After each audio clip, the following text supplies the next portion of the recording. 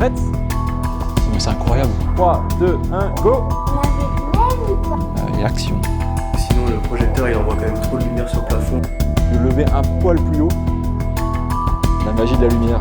2, 1, action. Rassuré là. Pour ceux qui me suivent sur Insta, vous avez sûrement dû voir qu'il y a quelques semaines, on a tourné notre première pub télé. Quand je me suis lancé dans la vidéo, c'était un peu un de mes objectifs personnels de faire de la pub télé. Je me suis dit que ça allait être un objectif très dur à atteindre, mais nous y voici. Donc aujourd'hui, dans cette vidéo, on va vous emmener dans les coulisses de ce tournage. On a filmé énormément de BTS pour tout vous expliquer, pour vous montrer comment on s'y est pris. Donc je vais commencer par vous faire un mini point sur la demande, le client, la pré-production, et ensuite on vous emmènera directement sur le lieu de tournage.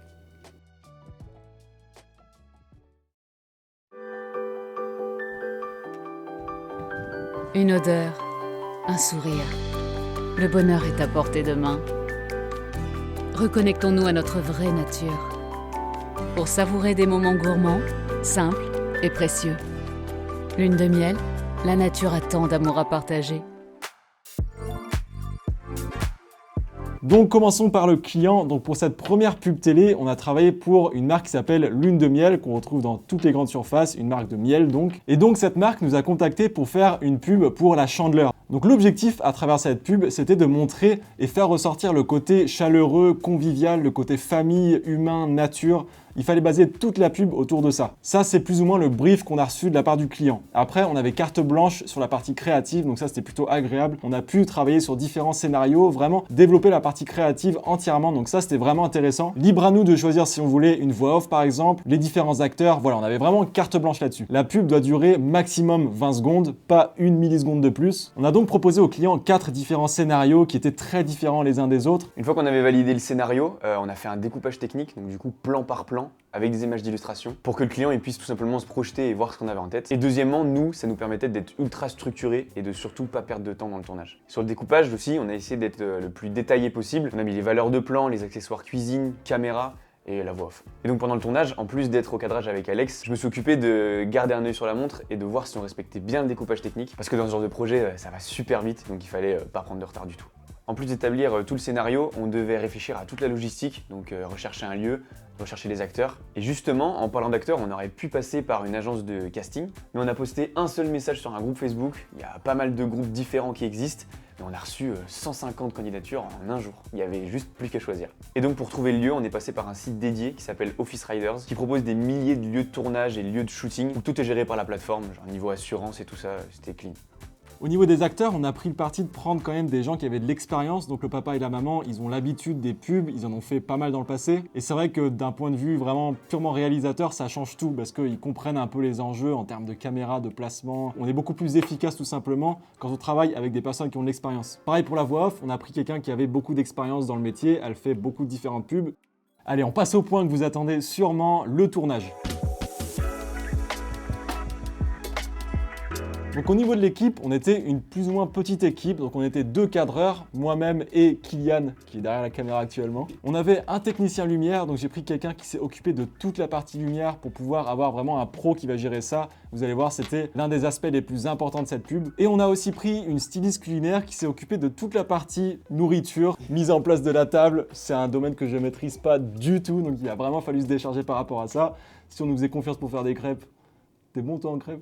Non, non plus. Donc la styliste culinaire s'est vraiment occupée de faire une magnifique tablée, vraiment quelque chose de très photogénique. Elle a utilisé pas mal de petites techniques comme mettre des bouts de carton, de sopalin entre les crêpes pour faire des crêpes vraiment aérées. Il y a des choses vraiment sympas qu'elle a fait, des trucs que nous on n'aurait pas du tout imaginé. Donc c'était très important pour nous qu'on ait aussi une styliste culinaire dans l'équipe. Comme je vous l'ai dit, le tournage s'est passé en 2 jours. Donc on a passé 2 jours pour faire une pub de 20 secondes, si je résume bien. Donc voilà, c'est la magie de la publicité aussi. Quand on travaille vraiment les prises, ça prend beaucoup de temps pour faire une très courte vidéo. La première journée a été consacrée à uniquement les plans très serrés sur le produit. Donc la première journée, on n'avait pas d'acteurs, on a pu prendre beaucoup de temps pour travailler ces plans très serrés, ces close-up, la cuillère dans le pot de miel, le miel qui coule sur la crêpe et surtout le pack shot final. Donc c'est le tout premier plan qu'on a fait dans la journée. Le pack shot final, on a voulu se l'assurer parce que, comme vous l'imaginez, c'était le plan le plus important de toute la pub. Et donc juste avant de tourner ce premier plan pack shot, il a d'abord fallu mettre en place le setup lumière. Donc c'est là où intervient Corentin, du coup c'est un technicien lumière qui travaille pas mal dans le cinéma. J'ai voulu faire appel à un vrai pro pour qu'il puisse gérer toute cette partie lumière. Et les seules choses que j'ai dit à Coco, c'est voilà, t'as tant de budget pour louer du matos lumière. Les seules choses qu'il me faut, c'est il faut vraiment qu'il y ait du soleil dans l'appart. C'est un beau matin ensoleillé, peu importe s'il y a des nuages, s'il y a du vent, s'il y a de la neige, s'il y a un tsunami dehors, on s'en fout, il faut vraiment du soleil. Il faut que ce soit chaleureux, il faut que ça sente la crêpe. Ça sente la crêpe quoi. Du coup, il a loué tout ce qu'il fallait et le jour J, on a pris 1h30, enfin il a pris 1h30 à tout installer, il a ouvert les fenêtres, il a commencé à installer les pieds des lumières contre les rambardes, il a tout sanglé, enfin il a commencé à partir dans un délire, j'ai dit bon ok on le laisse Coco. C'était assez impressionnant, donc voilà, il a mis 2 gros spots à l'extérieur, il a mis des projecteurs tungstène, donc c'est des Fresnel Arri de 1 kW. Je vous cache pas qu'à ce moment-là, on avait une petite pression parce que on avait tout simplement pas le droit à l'erreur. Si le setup lumière marchait pas ou si ça fonctionnait pas, si c'était pas exactement ce qu'on avait en tête, on n'avait pas d'autre solution. Et donc après 1h30 d'installation, juste avant de tourner, Coco il appuie sur l'interrupteur et là c'était juste magnifique, tout a pris vie dans l'appart. Il y avait un magnifique soleil, enfin vraiment ça a changé tout l'esprit de l'appartement. Rassuré là. Pendant ce temps-là, la styliste culinaire et les clients, ils ont arrangé toute la cuisine, ils ont préparé une magnifique tablée. Et donc, on a pu, comme je vous le disais, tourner le premier plan, le pack shot final. C'était le plan le plus important. Donc là, gros boulot sur la lumière parce que, en plus d'avoir notre soleil, du coup, Coco a rajouté un faisceau de lumière en backlight. Il a rajouté une aputure 60X avec un spotlight mini zoom pour les connaisseurs. Donc là, c'est vraiment un faisceau lumineux qui peut venir gérer très précisément pour mettre sur un produit en particulier. Et justement, ça, on s'en est servi pour que la lumière, elle transperce le miel à l'intérieur des pots. C'est des petits détails, mais encore une fois, là, vraiment, vu qu'on est sur une très forte précision, on a pris beaucoup de temps pour gérer chaque plan, le moindre détail comptait. Dans le pack shot, il fallait que tous les éléments du brief ressortent. Donc la styliste a créé un petit setup avec le côté naturel, avec les fleurs, le bois, la planche. On a les 2 produits et le fond qui était volontairement très coloré, fleuri et naturel. Ensuite, on a enchaîné avec tous les autres plans très serrés sur les produits. Et action.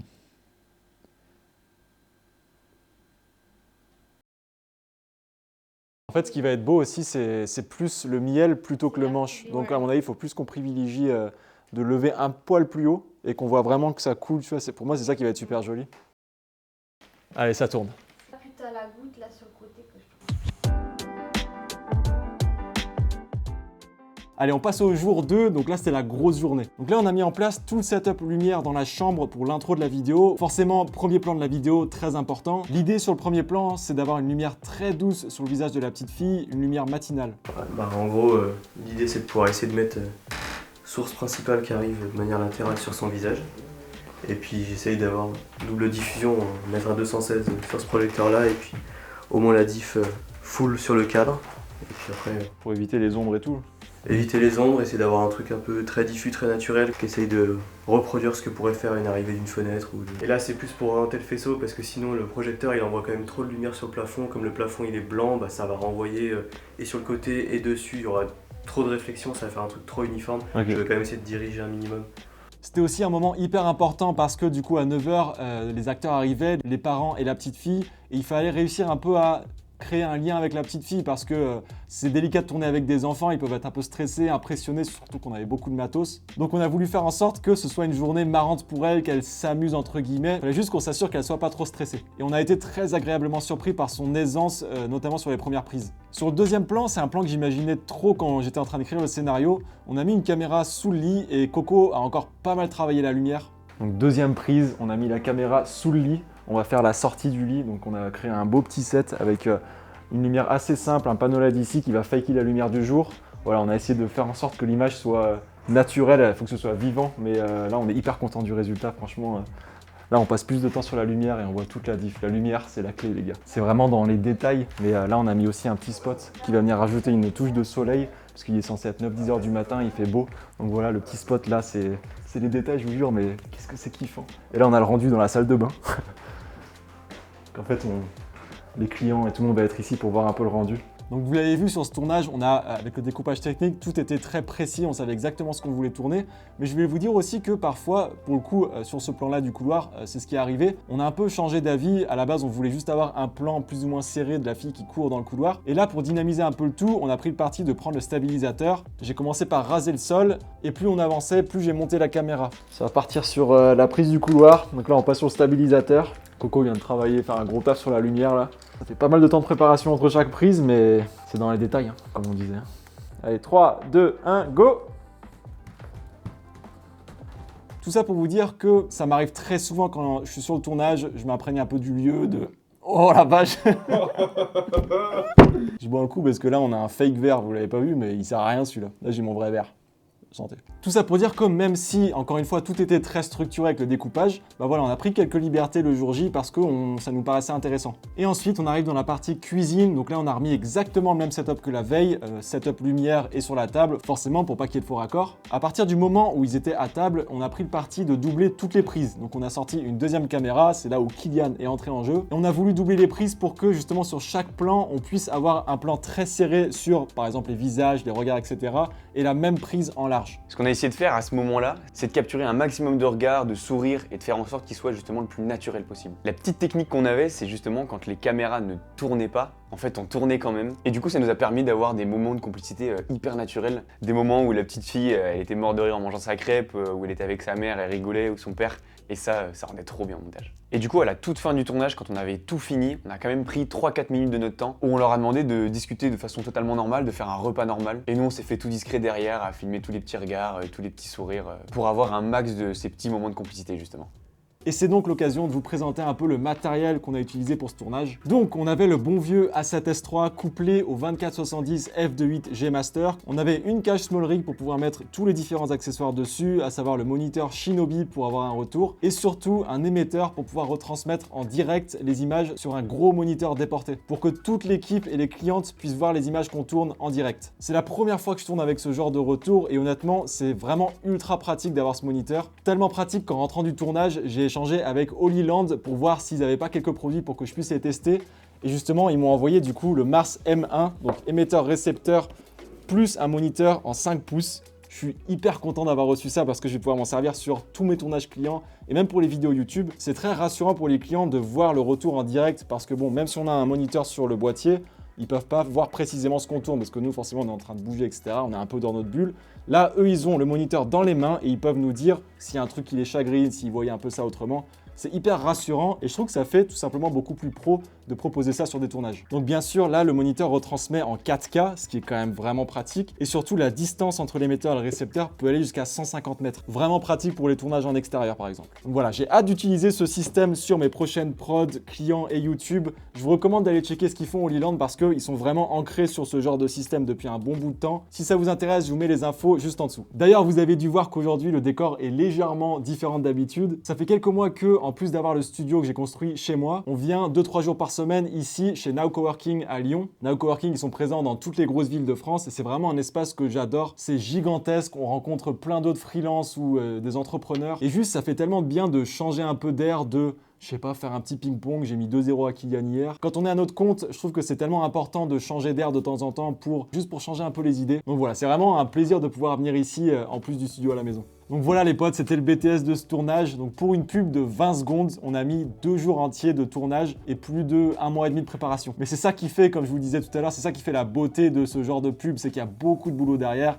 On n'imagine pas forcément justement la réflexion derrière chaque prise. J'ai appris énormément de choses sur ce projet, on s'est mis une grosse pression. Pour chaque prise, même si on était satisfait des plans, on a constamment cherché à faire mieux, à rajouter un petit quelque chose en plus. On faisait attention aux moindres détails, à l'arrière-plan, la lumière, le focus. Tout devait être vraiment parfait, donc on a vraiment pris le temps de beaucoup travailler chaque prise. Donc voilà, j'espère que cette vidéo backstage vous a plu. N'hésitez pas à nous dire si c'est des formats qui vous plaisent. Pour nous, c'est un vrai plaisir de un peu vous emmener avec nous sur les tournages pour vous montrer les coulisses de tout ça. Si la vidéo vous a plu, n'hésitez pas comme d'hab à mettre le petit pouce bleu, ça aide énormément, et à vous abonner juste en dessous pour ne pas rater les prochaines vidéos. Je vous dis à très vite pour une prochaine vidéo, la semaine prochaine. Ciao, ciao.